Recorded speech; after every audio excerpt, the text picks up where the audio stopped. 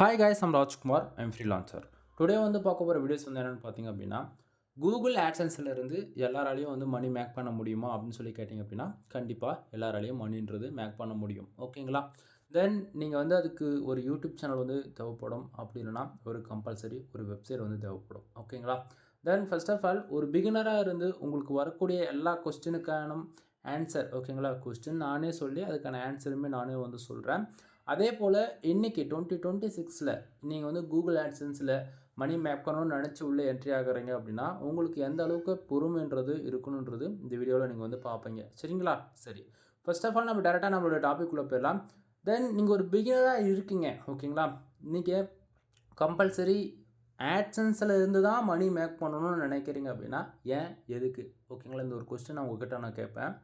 தென் இதுக்கான ஆன்சர் உங்களுக்கு வந்து சொல்ல தெரியல அப்படின்னா பரவாயில்ல, நானே சொல்கிறேன். ஃபர்ஸ்ட் ஆஃப் ஆல் நீங்கள் ஹவு டு மேக் மணி, ஓகேங்களா?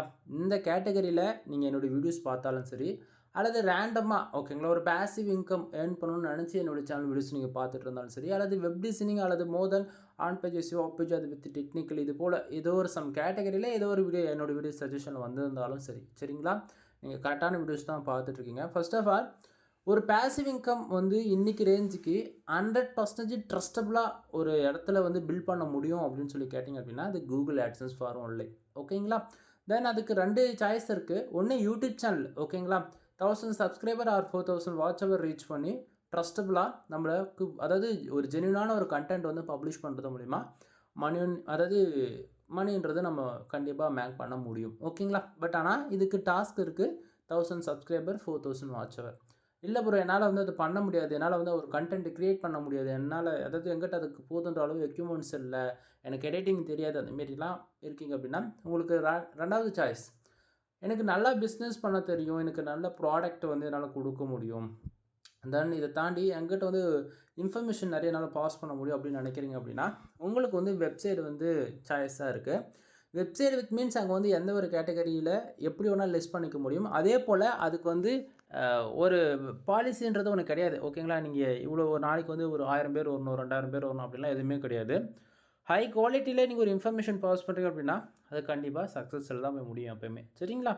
தென் ஃபர்ஸ்ட் ஆஃப் ஆல் வெப்சைட்டை பொறுத்த வரைக்கும் ஈஸியாக நம்ம வந்து க்ரியேட் பண்ணிட முடியும். ஒன்று பிளாகர் இருக்குது, ஆர் சாய்ஸ் வேர்ட் ப்ரெஸ் இருக்குது. இன்னும் கொஞ்சம் ப்ரோ லெவலில் நீங்கள் போகணும் அப்படின்னா CSS, Java, bootstrap, Python, selenium, இது போல் கோட் லெவலில் இறங்கி ஒர்க் பண்ணலாம். ஓகேங்களா? பட் ஆனால் நம்ம ஆல்ரவுண்டாக இருக்கிறதால உங்களுக்கு யூசர் ஃப்ரெண்ட்லியாக இருக்கணும் அப்படின்னு நினச்சிங்க அப்படின்னா நீங்கள் word press I will suggest. ஓகேங்களா? சரி, இப்போது வெப்சைட் க்ரியேட் பண்ணிட்டீங்க. ஓகேங்களா? என்ன பண்ணணும், எப்படி பண்ணணும், எப்படி ஒர்க் பண்ணணும் அப்படிலாம் நிறைய கொஸ்டின் வந்து இருக்கும். ஓகேங்களா? தென் இந்த வீடியோஸ் நீங்கள் பார்க்குறீங்க அப்படின்னா கண்டிப்பாக வெப்சைட் கூட, அதாவது வெப்சைட்னா என்னென்ன ஒரு பேசிக்ஸ் நாலேஜ் கூட இல்லாமல் இருக்கலாம். பட் பரவாயில்ல. பட் அதாவது இந்த வீடியோ நீங்கள் ஃபுல்லாக பார்க்கும்போது ஓரளவுக்கு கிளாரிஃபிகேஷன் உங்களுக்கு வந்துடும். ஓகேங்களா? சரி, தென் இப்போ நீங்கள் இந்த டேஷ்போர்டு பார்க்குறீங்க அப்படின்னா, இதுதான் நண்பா கூகுள் ஆட்சன்ஸோடைய டேஷ்போர்ட் வித் வெப்சைட்டுக்கான டேஷ்போர்ட். ஓகேங்களா? நீங்கள் யூடியூப்லேருந்து மணி மேக் பண்ணுறீங்க அப்படின்னா யூடியூபுக்கான டேஷ்போர்டு உங்களுக்கு காட்டுறேன். தென் இங்கே பார்த்தீங்கன்னா உங்களுக்கு மேலவே தெரியும். வெயிட் பண்ணுங்கள், இப்போ வந்து அது வந்துட்டுருக்கு பேஜஸ். ஓகே, லோட் ஆகிடுச்சு. இந்த இடத்த பாருங்கள், யூடியூப் ஏர்னிங்ஸ்னு போட்டு பேலன்ஸில் வந்து $45 புள்ளி ஆவரேஜ் பண்ணி ஒரு 3-4 சென்ட்ஸ் வந்து இருக்குது. ஓகேங்களா? தென் லாஸ்ட் பேமெண்ட் வந்து ஒரு $100 வந்து சம்திங் வந்து வித்ட்ரால் வந்து நம்ம வந்து பண்ணியிருக்கோம். சரிங்களா? தென் இது யூடியூப்புக்கான டேஷ்போர்ட். ரிப்போர்ட் வைஸ் ஃபுல்லாக நம்ம அனலைஸ் பண்ணணும் அப்படின்னா இது டேரெக்டாக யூடியூப் ஸ்டுடியோவில் போய் லாகிங் ஆகிடும். ஓகேங்களா? ஸோ நான் அந்த டிபார்ட்மெண்ட் போக விரும்பல. நான் இதிலேருந்து ஒரு ஸ்டெப் பேக்கில் வரேன். இப்போ அகைன் வந்து வெப்சைட்டுக்காக டேஷ்போர்ட் வந்துடுச்சு. ஓகேங்களா நண்பா? இப்போது நீங்கள் என்னுடைய அக்கௌண்ட்டு பார்க்குறீங்க அப்படின்னா, நான் யூடியூப் சேனலும் ஒரே ஆட்சன்ஸ் அக்கௌண்ட்டில் ரன் பண்ணுறேன், வெப்சைட்டும் ஒரே ஆட்சன்ஸ் அக்கௌண்ட்டில் ரன் பண்ணிகிட்ருக்கேன். ஓகேங்களா? உங்களுக்கு வந்து புரியாமல் போகலாம். நீங்கள் யூடியூப் சேனல் ரன் பண்ணுறீங்க அப்படின்னா உங்களுக்கான டேஷ்போர்டு வந்து வேறு மாதிரி இருக்கும். ஃபஸ்ட்டு நீங்கள் பார்த்தீங்களே அது போல் இருக்கும். நீங்கள் வெப்சைட் ரன் பண்ணுறீங்க அப்படின்னா உங்களுக்கான டேஷ்போர்டு இப்படி தான் இருக்கும். இதில் கன்ஃபியூஷன் எதுவும் ஆக வேண்டாம். சரியா? நாம் ஃபுல் அண்ட் ஃபுல் இன்றைக்கி நம்ம வெப்சைட் பற்றி தான் நம்ம வந்து பேச போகிறோம். சரிங்களா? ஃபர்ஸ்ட் ஆஃப் ஆல் வெப்சைட்லேருந்து நமக்கு வந்து ரெவன்யூ வந்து வருமானு சொல்லி கேட்டிங்கன்னா கம்பல்சரி வரும். இதில் எந்த மாற்றமும் கிடையாது, கண்டிப்பாக வரும். நீங்கள் எக்ஸ்பெக்ட் பண்ணுறதை விட அதிகமாகவே வரும். பட் ஒன் திங், அதுக்கு போதுன்ற அளவு எஃபெக்ட் வித் ஹார்ட் ஒர்க் வந்து நமக்கு தேவைப்படும். ஃபர்ஸ்ட் ஆஃப் ஆல் ஒரு பிகினராக இருந்து நீங்கள் கேட்கக்கூடிய எல்லா கொஸ்டினுக்கு என்ன கேள்வி, என்கிட்ட வந்து ஒரு 500 பேர் என்னால் வர வைக்க முடியும், என்னால் சோஷியல் மீடியாவிலேருந்து ஒரு 1000 பேர் வர வைக்க முடியும்னா உங்களுக்கான பதிலுக்கான ஆன்சர் இப்போ நீங்கள் பார்க்கலாம். First of all today dollar எனக்கு எவ்வளோ வந்திருக்கு 0.09 சென்ட்ஸ் வந்து கிடச்சிருக்கு. நேற்றுக்கு வந்து பார்த்திங்க அப்படின்னா எஸ்டர்டே 0.11 சென்ட்ஸ் வந்து கிடச்சிருக்கு. லாஸ்ட் 1 வீக்கில் 7 டேஸில் வந்து பார்த்துச்சு அப்படின்னா 0.44 சென்ட்ஸ் வந்து கிடச்சிருக்கு. திஸ் மந்தில் ஆவரேஜ் ஆகி மந்த் ஸ்டார்ட் பண்ணி ஒரு 14 நாள் ஆகிடுச்சு. அதாவது இன்னோட ஆகிடுச்சு ஓகேங்களா. ஒரு 2 வீக்ஸ் ஆகிடுச்சுன்னு வச்சுக்கலாம். ஆவரேஜ் பண்ணி 0.77 சென்ட்ஸ் வந்து நமக்கு வந்து கிடச்சிருக்கு ஓகேங்களா. பேலன்ஸில் வந்து ஓகேங்களா போன மந்தோடைய, அதாவது எக்ஸாக்டாக அது போன மந்த்து நான் சொல்ல விரும்பலை. கூகுள் ஆட்சன்ஸ் பொறுத்த வரைக்கும் இந்த பேலன்ஸில் வந்து பார்த்தீங்கன்னா $100 ஓகேங்களா. எக்ஸாக்டாக $100ன்றது நமக்கு வந்தால் மட்டுமே நம்ம பேங்க் அக்கௌண்ட்டுக்கு இந்த லாஸ்ட் பேமெண்ட்டு பாருங்கள் $101.08 சென்ட்ஸ் இருக்கு இல்லையா, அந்த செக்ஷனுக்கு வந்து ஷிஃப்ட் பண்ணுவாங்க. அதுக்கு முன்னாடி நீங்கள் ஒரு மாதத்துக்கு $10 எடுத்துக்கலாம், அல்லது $20 அல்லது $30 $50 எவ்வளோ எடுத்தாலுமே இந்த பேலன்ஸில் வந்து ப்ளஸ் ஆகிக்கிட்டே வரும். புரியுதுங்களா. ஒரு வேலெட் மாதிரி இது ஒர்க் ஆகும். புரியுதுங்களா. ஸோ இது லாஸ்ட்டு 1 இயர் அமௌண்ட்டாக கூட இருக்கலாம், அல்லது 6 மந்த் அமௌண்ட்டாக கூட இருக்கலாம். நீங்கள் எப்படி வேணால் எடுத்துக்கலாம் இதை, சரிங்களா. ஸோ பேலன்ஸில் வந்து $58.82 சென்ட்ஸ் இருக்குது, சரியா. பட்டு நம்ம லாஸ்ட்டாக $101ன்றது நம்ம விட்ரால் பண்ணி வச்சுருக்கோம் ஓகேவா. சரி, இப்போது நமக்கு வந்திருக்கக்கூடிய ரெவன்யூ எல்லாமே சென்ட் கணக்கில் தான் வந்திருக்கு. ரெவன்யூ வைஸ் ஃபார் டேவுக்கு $1 கூட நம்மளால் வந்து ஏர்ன் பண்ண முடியல. ஆக்சுவலி இது வந்து ஒரு கொஸ்டின் நீங்கள் வந்து கேட்பீங்க, என்ன ப்ரோ இவ்வளோ பண்ணிகிட்ருக்கீங்க, உங்களால் $1 கூட ஏர்ன் பண்ண முடியலன்னு சொல்லி கேட்டிங்கன்னா நல்லா புரிஞ்சுக்கணும். இந்த இடத்த பாருங்கள், டிராஃபிக் பாருங்கள். ஆக்சுவலி இந்த பர்ஃபார்மன்ஸில் தான் எல்லா ட்ரிக்குமே இருக்குது. இந்த பர்ஃபார்மன்ஸ் உங்களால் கிளியர் கட்டாக நீங்கள் வந்து அண்டர்ஸ்டாண்ட் பண்ணிக்கிட்டீங்க அப்படின்னாலே கூகுள் ஆட்சன்ஸில் எப்படி ஒர்க் பண்ணலாம் அப்படின்றது ஒரு அளவுக்கு கிளாரிஃபிகேஷன் கிடச்சிரும், சரியா. First of all page views 507 இருக்குது. தென் நீங்கள் நிறைய பேர் ஒரு கொஸ்டின் கேட்பீங்க, இது வந்து ஃபேக்கான ரிப்போர்ட்டாக தான் நான் எப்படி நம்புறதுன்னு சொல்லிட்டு நான் உங்களுக்கு பேஜை ரிஃப்ரெஷ் பண்ணி காமிச்சிடுறேன். ஏன்னா வந்து ஒரிஜினலாக ஃபேக்கான்னு சொல்லிட்டு அப்போ தான் தெரியும், சரியா. ஸோ இப்போ ஓரளவுக்கு கிளாரிஃபிகேஷன் கிடச்சிருச்சா. பேஜ் ரிஃப்ரெஷ் பண்ணிவிட்டேன். அகைன் கூட நான் உங்களுக்கு வந்து பேஜை ரிஃப்ரெஷ் பண்ணி காட்டுறேன் ஓகேங்களா. அதில் எந்த மாற்றமும் இல்லை. ஸோ இப்போ ஓரளவுக்கு கிளாரிஃபிகேஷன் இருக்கா. தென் இப்போது இன்றைக்கி ஒரு 500 யூசர்ஸ் ஆவரேஜ் பண்ணி நமக்கு வந்திருக்காங்க இல்லையா. நல்லா புரிஞ்சுக்கணும், விசிட்டர் வேறு யூசர் வேறு. விசிட்டருக்கும் யூசருக்கும் என்ன டிஃப்ரெண்ட் அப்படின்னா, யூசர்ன்றது பேஜ் யூஸை குறிக்கும், விசிட்டர்ன்றது ஹியூமனை குறிக்கும் ஓகேங்களா. ஸோ எக்ஸாம்பிளுக்கு ஆக்சுவலி இந்த டாபிக்ஸ் பற்றி நம்ம பேசணும் அப்படின்னா வீடியோ டியூரேஷன் வந்து ரொம்ப அதிகமாகிடும். அதனால் நான் வந்து டைரெக்டாக ஆட்சன்ஸுடைய டாபிக்ஸ் மட்டும் நம்ம பேசலாம். ஃபர்ஸ்ட் ஆஃப் ஆல் 507 பேர் நம்மளோட வெப்சைட்டுக்கு வந்து வந்திருக்காங்க இல்லையா. இந்த 507 பேர் என்னுடைய வெப்சைட்டுக்கு விசிட் பண்ணதால் 0.9 சென்ட்ஸ் வந்து கிடச்சிருக்கு ஓகே அப்படின்னு நீங்கள் நினச்சிங்க அப்படின்னா அது கிடையாது ஓகேங்களா. ஸோ கூகுள் ஆட்சன்ஸ் பொறுத்த வரைக்கும் பேஜ் விஸ்க்கு வந்து அமௌண்ட்டு தர மாட்டாங்க. கீழே பாருங்கள், கிளிக்ஸுன்னு போட்டு ஒரு 8ன்னு போட்டிருக்கு இல்லையா. ஸோ 8 கிளிக்ஸு அப்படின்னா 507 பேர் என்னோடய வெப்சைட்டுக்கு வந்திருக்காங்க. அதில் 8 பேர் வந்து ஆடு கிளிக் பண்ணியிருக்காங்க. 8 பேர் ஆடு கிளிக் பண்ணதால் நமக்கு 0.09 சென்ட்ஸ் வந்து கிடச்சிருக்கு. புரியுதா.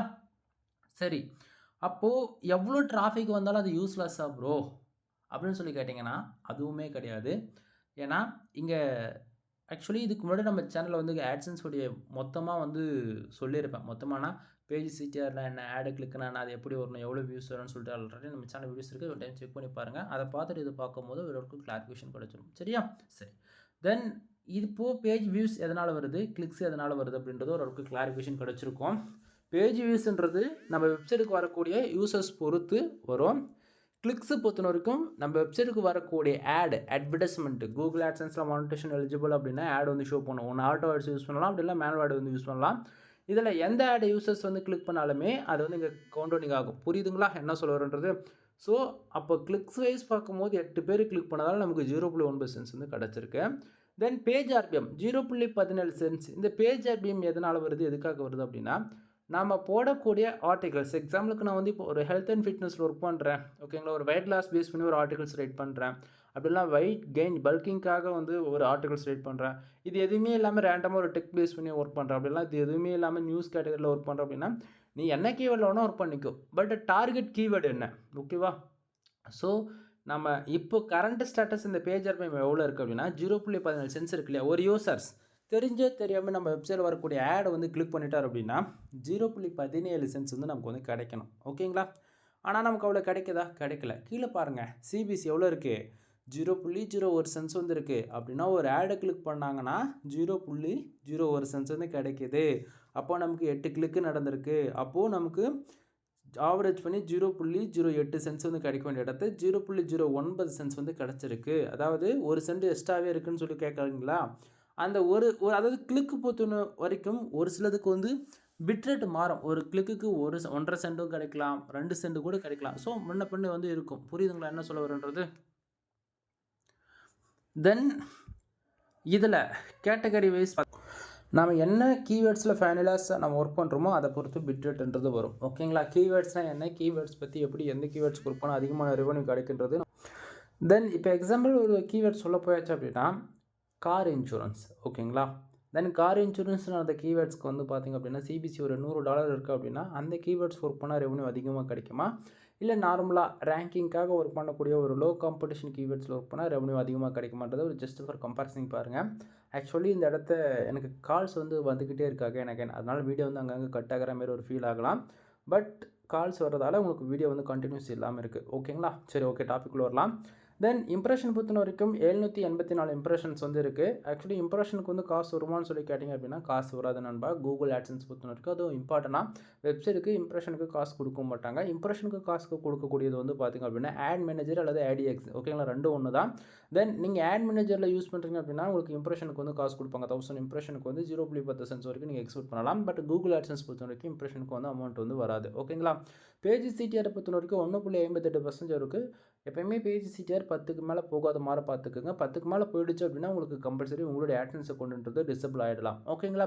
ஸோ இந்த இடத்த ஸ்டார்டிங் வந்து இந்த பேஜ் வியூஸ் வந்து ஏன் எதுக்குன்னு சொல்லி ஒரு கொஸ்டின் கேட்குறீங்க இல்லையா? அதாவது 250 பேஜ் வியூஸ்க்கு 2 ஆடு கிளிக் நடக்கணும். ஓகேங்களா? ஸோ அப்படி பார்க்கும்போது 0.08% வந்து பேஜ் சிடிஆர் வந்து உங்களுக்கு மெயின்டைனிங் ஆகும். ஸோ அப்படி பார்க்கும்போதாச்சு அப்படின்னா ஒரு 1000 பேர் வந்து ஒரு 10 கிளிக் பண்ணிட்டாலே உங்களுக்கு பேஜ் சிடிஆர்ன்றது ஆவரேஜ் ஆகும். ஓகேங்களா? நியூட்ரலைஸ் ஆகும். தென் இந்த இடத்த 10க்கு மேலே ஏன் பேஜ் சிடிஆர் போகக்கூடாதுன்னு சொல்கிறோம் அப்படின்னா பேஜ் சிடிஆர் ஆகிடுச்சு அப்படின்னா அதாவது ஒரு அலர்ட் மாதிரி, ஒரு வார்னிங் அலர்ட் மாதிரி. ஓகேங்களா? ஒரு லோடு எந்த அளவுக்கு தாங்குமோ அந்த அளவுக்கு தான் ஒரு அக்கௌண்ட்டுமே தாக்கு பிடிக்கும். டிராஃபிக் பொறுத்து ஒரு நாளைக்கு இப்போ 500 பேருக்கு 100 கிளிக்குலாம் நடந்துச்சுன்னா முடிஞ்சு போச்சு. ஓகேங்களா? ஸோ அது இன்வேலிட் கிளிக்குன்னு சொல்லிட்டு மந்த் எண்டில் வந்து அமௌண்ட்டெல்லாம் ரெடியூஸ் ஆகிடும். ஸோ இங்கே எப்போயுமே டிராஃபிக் டிஃபென்ஸ் பண்ணி மட்டும் இருக்காதீங்க. எக்ஸாம்பிள் சொல்ல போயாச்சு அப்படின்னா லாஸ்ட் 7 டேஸ்க்கு உங்களுக்கு வச்சு காட்டுறோம். உங்களுக்கு கிளாரிஃபிகேஷன் இருக்கும். 3100 பேர் ஆவரேஜ் பண்ணி வந்திருக்காங்க இல்லையா? 27 பேர் ஆடு கிளிக் பண்ணியிருக்காங்க. 3000 பேருக்கு ஆவரேஜ் பண்ணி 3700 இம்ப்ரெஷன்ஸ் கிட்டத்தட்ட நமக்கு ஆவரேஜ் பண்ணி கிடச்சிருக்கு. புரியுதுங்க என்ன சொல்கிறது? லாஸ்ட் 7 டேஸில் வந்திருக்கக்கூடிய ரெவன்யூ பாருங்கள் 0.44 சென்ட்ஸ், அதாவது $1க்கும் கம்மி $3 தான் ஆவரேஜ் பண்ணி கிடச்சிருக்கு இல்லையா? ஸோ இந்த இடத்த வந்து நான் ரெவன்யூக்காக வேலை செய்கிறேன்னு சொல்லி கேட்டிங்கன்னா கிடையாது. ஃபுல் அண்ட் ஃபுல்லாக நான் வந்து இப்போ எனக்கு வந்து ரேங்கிங் வேணும், டிராஃபிக் வேணும். Traffic is must. சரிங்களா? ஸோ நான் இப்போ வந்து ஃபுல் அண்ட் ஃபுல் ரேங்கிங்காக மட்டுமே வேலை செஞ்சுட்ருக்கேன். மணி மேஸ் பண்ணி நான் ஒர்க் பண்ணதே கிடையாது இது வரைக்கும். சரிங்களா? ஏன்னா first of all organic traffic கொண்டு வந்துடலாம். ஒரு 1000 பேரோ அல்லது 10,000 பேரோ இதுமாரி ஒரு போது லிமிட்டு தாண்டி டிராஃபிக் வரும்போது ரெவன்யூன்றது ஆட்டோமேட்டிக்காக நமக்கு இன்க்ரீஸ் ஆகும். ஃபர்ஸ்ட் ஆஃப் ஆல் டிராஃபிக்காக மட்டும் வேலை செய்யலாம், அதுக்கப்புறம் ரெவன்யூக்காக வேலை செய்யலாம். புரியுது என்ன சொல்ல வருன்றது? தென் புரியும்னு நினைக்கிறேன். தென் இன்றைக்கி 9 சென்ட்ஸ் வந்ததுக்கான காரணங்கள் என்னென்னு பார்த்தீங்கன்னா கண்ட்ரிஸ் வைஸ் பாருங்கள். இந்தியா, கத்தார், யுனைடெட் கிங்டம், சைனாவில் வந்து பார்த்திங்கன்னா நமக்கு பேஜஸ் வந்துருக்கு இல்லையா? இதில் இந்தியா மட்டும் பாருங்கள் 495 பேர் ஓகேங்களா வெப்சைட்டுக்கு விசிட் பண்ணிருக்காங்க. அதில் 8 பேர் வந்து ஆடு கிளிக் பண்ணியிருக்காங்க. சரிங்களா? ஸோ 8 பேர் கிளிக் பண்ணதால 0.9 சென்ட்ஸ் வந்து கிடச்சிருக்கு. இது லாஸ்ட் 7 டேஸ்க்குமே உங்களுக்கு வந்து அப்படியே நான் ஸ்விட்ச் பண்ணி காட்டுறேன். 44 சென்ட்ஸ் வந்ததுக்கான காரணம் என்னன்னா இந்த இடத்த பார்த்தா தெளிவாக தெரியும். இந்தியாவிலேருந்து 2790 பேர் வந்திருக்காங்க. 25 ஆடு கிளிக்கு 0.40 சென்ட்ஸ் வந்து கிடச்சிருக்கு.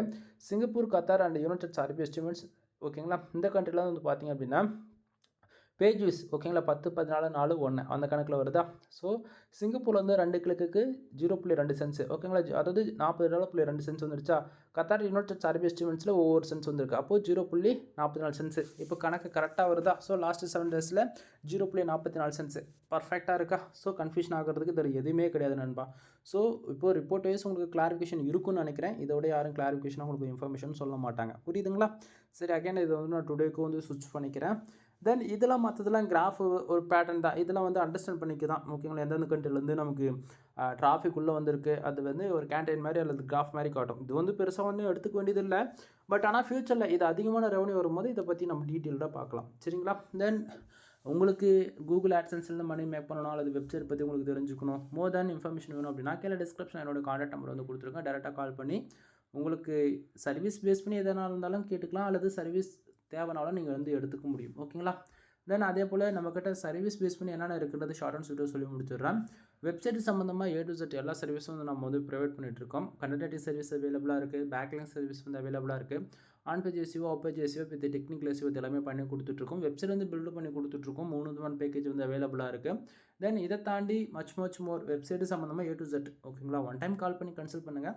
மோர் இன்ஃபர்மேஷன் வந்து நீங்கள் ஃபோன் பண்ணி டேரெக்டாக கேட்டுக்கலாம். டிஸ்கிரிப்ஷனில் கான்டாக்ட் நம்பர் கொடுத்துருக்கேன். எனவே தேங்க்யூ ஃபார் வாட்சிங். ப்ளீஸ் சப்ஸ்கிரைப் நண்பா.